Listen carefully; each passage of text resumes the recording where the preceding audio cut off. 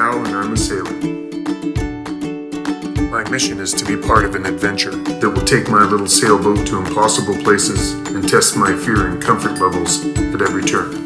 My task is to identify doors of opportunity when they swing open, steer a course through, and sail straight into the unknown. My job is simple: say yes to opportunities that expand my experience, and not surrender to fear and doubt. Just let events unfold. My first attempt to simply surrender was as a musician. I'd played the guitar and sang for 30 years, but never in public. By just saying yes to creative ideas, I ended up singing in front of thousands of people, writing and recording my own album, and singing on stage in Carnegie Hall with Rev 52.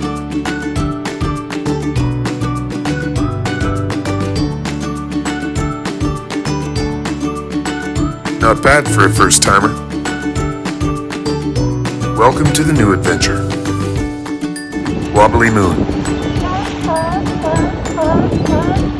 Took everything off the boat, cleaned it from top to bottom, came up with a plan. Albert's going to weld some brackets on to hold the mast and the booms in. Much better for travel. Yeah, there's a couple places we got to beef up the structure. We have a way to get at the engine, and once we get the trailer and the engine up to date, then it's off to Vancouver Island. Too long. I'd like to be in the water in 2 weeks. Wobbly Moon shed 20 years of dust on the highway from Calgary, and once I hit her with some soap and water, she came alive just as Bud had intended. Looked like she came right off the factory floor. The inventory was extensive, but it was a bit confusing because Bud had 2 boats for sale at the same time, so I had a bit of his North Sea stuff, some canvas, and some stuff for the Bimini. But eventually I got it sorted out. She was set to day sail, but to cruise, she was going to need a lot of equipment and a lot of work. The treasure just kept coming. Brand new hood sails, never been used even. The Dacron smelled new. She had a holding tank, but she didn't have a direct discharge, which was going to be a necessity to cruise for sure. In Bud's retrofit, they put in a through hull for it. It was just a matter of running the lines. I installed a 3-way valve at the holding tank and piped everything in, so we were ready to go. Added 2 new lead-acid batteries and a really good Victron charger. Added a 30-amp, 120-volt shore power outlet with 50 feet of cable. Had to remove the gas tank in the Aspar heater to be able to get to the engine.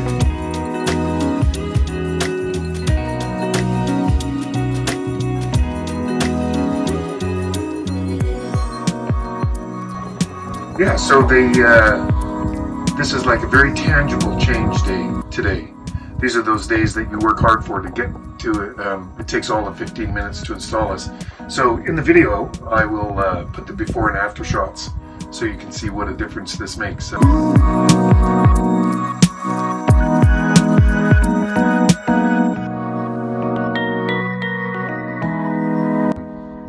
Thanks to my daughter, who's great taste, the idea of putting orange in here that made the wood pop out. Takes it from that 1970s salty feel to the 2000 new generation adventure feel.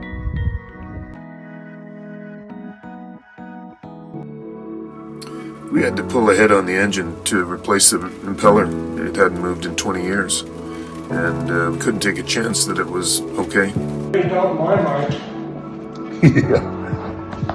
Yeah, so we got the engine out of that tight, well I didn't, Albert got this engine out of that tight little hole, and now it looks like we got a gasket that had been blown, so we've got a lot of moisture in the exhaust chamber that's giving us all this mud, and it will clean up. We're going to clean her up and put her back in. It wasn't a very good design that we had to pull the entire head to be able to get to the impeller. And the raw water intakes come right directly off the leg on the sail drive, so that complicated whether knowing what we're working on. The boat that's here, how did you hear about it? Did you buy it? When did you buy it? I think I bought it. You have the paperwork, 1990, I think. Yeah, okay. Yeah, around there. I think it was around 1990. Reason I bought it, I want to sail around the world by sailboat. It takes no gas, just the wind. It's a good way to go. The best cities in the world are on the ocean. Yeah. So you can go anywhere in the world on a boat and live cheap. So that's why I got into sailing. I bought a laser sailboat and learned my laser sailing. I was good at it. 26, I thought I'm going to get a bigger boat. So I started checking all the magazines, and I found this boat in Toronto. So I ordered it up, talked to them, and then we made a price on it. Right. And I bought it. Professional boat mover, pulled it to Calgary. Okay. And then I sailed it for around 4 months of the year at my lake lot in Carefree. And we only slept on it. I never cooked on it. And after that, I bought my bigger boat to go ocean sailing. And what kind of a boat was that? That was a North Sea 27. 27. Just mothball? Wobbly? Yep, I just, I wanted to redone it. I was going to keep this boat for the lake, and I was going to have my other boat on the ocean. In the ocean, yeah, okay. And so I got this one all redone, and then after I got it redone, 2 months later, I couldn't walk anymore. Yep. So then I said, well, I'm going to get over my sickness sooner or later. Yep. So I just put it in storage. Oh, okay, well. For 25 years.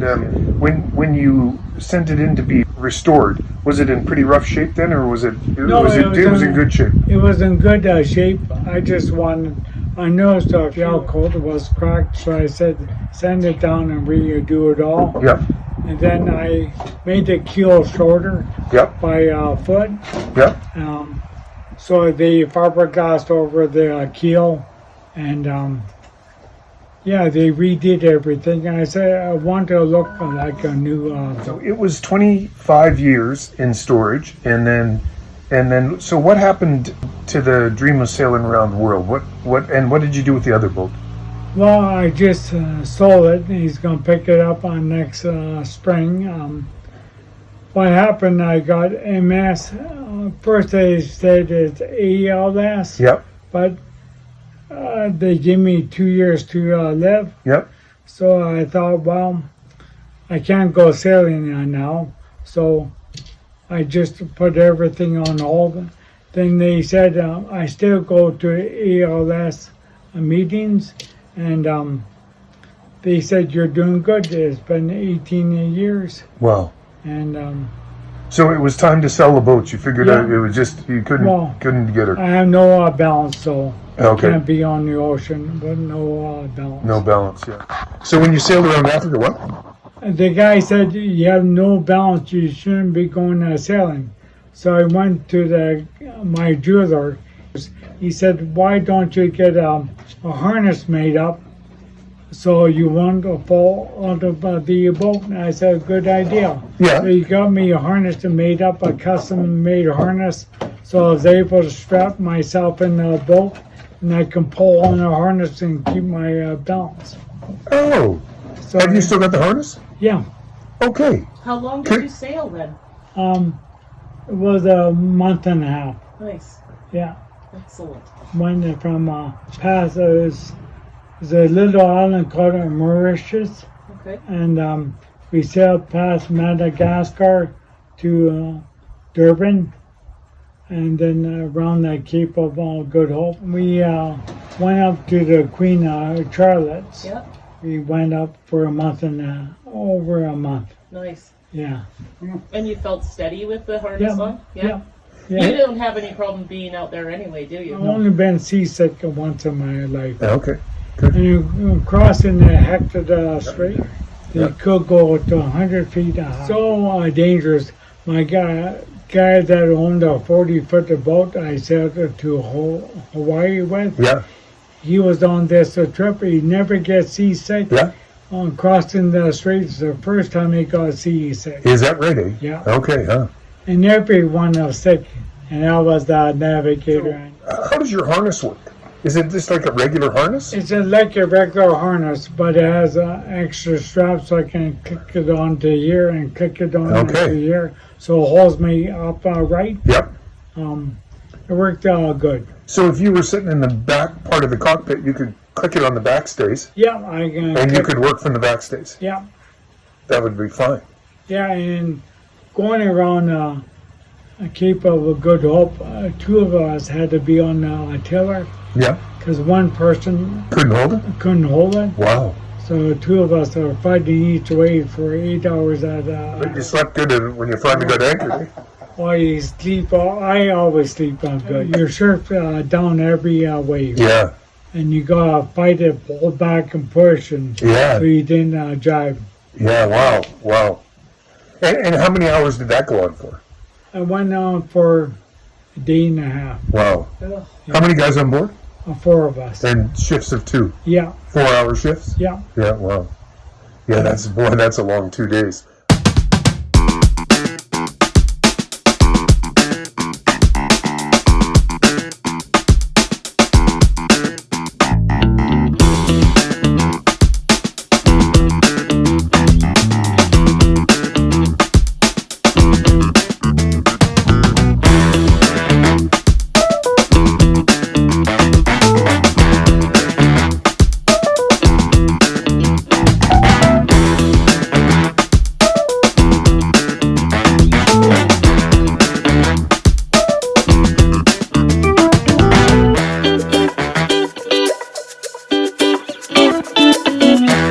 Checklist complete.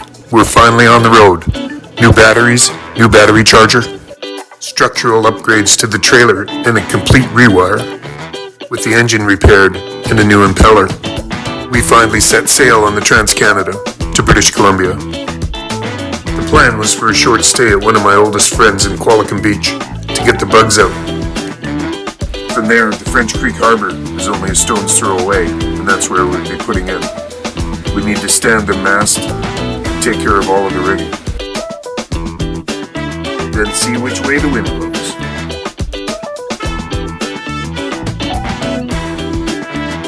With one of the hottest summers on record, we headed toward Vancouver. The soaring granite skies of the Rocky Mountains were veiled in smoke. It seemed like half the province of British Columbia was on fire. Major centers were on evacuation alert, and the highway had been closed a number of times in the last week. It seemed like a real fitting start.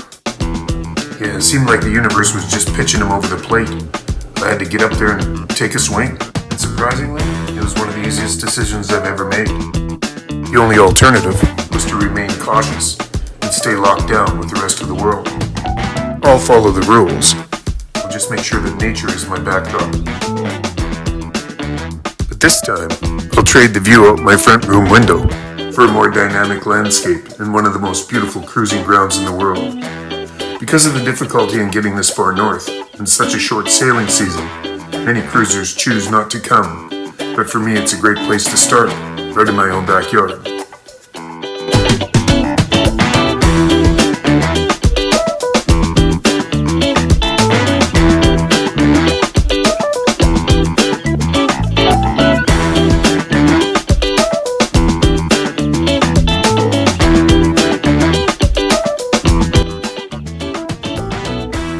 We lucked out with the fires. The road remained open.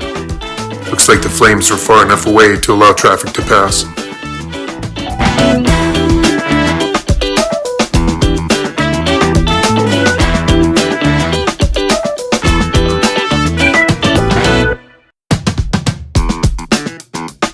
The fires were a good reminder of the power of Mother Nature.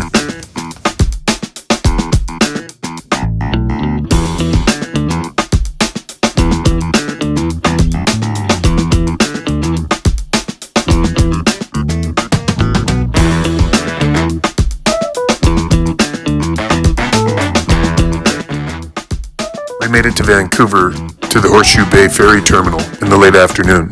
And by 9 o'clock that night, we were at my friend Mark's place in Qualicum Beach. After 3 weeks of finding the gear we needed and a little fine-tuning, we were on our way to French Creek Harbor.